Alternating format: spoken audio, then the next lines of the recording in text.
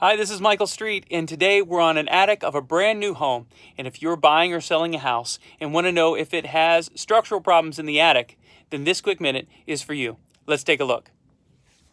Like I said, here I am in the attic, and there's been some repairs. How do you know if there's been repairs? Well, these plates made out of plywood are a dead giveaway. You see, there's supposed to be metal plates like this one and this one to hold the truss work together. They're called gusset plates.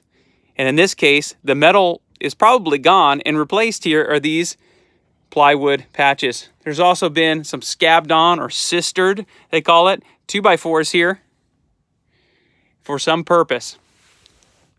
Now, I encounter this a lot in houses where there are problems. There are structural problems. There's a broken 2x4 in the attic, or possibly there are some repairs that have been made. These gusset plates, wooden gusset plates, have been put in.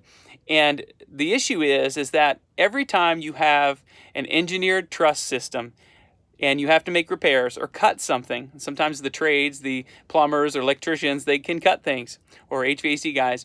Anytime you have a repair in an engineered truss work system, you have to have an engineer's letter. The reason is because the engineered system is specifically designed to carry the weight of the roof down to the foundation. And without it being in perfect condition, it can fail.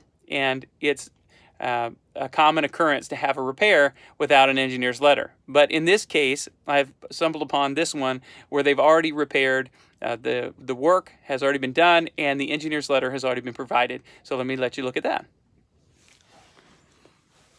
These letters here stapled to the truss work tell us that the repair has been done, and there's a stamp of approval by the engineer certifying that the work is done properly and that it's going to hold up over time. So that's it. If you're looking to buy or sell a house and you want to know if the truss work has been done properly, if it's been repaired and then certified by an engineer, you simply need to look for the letters.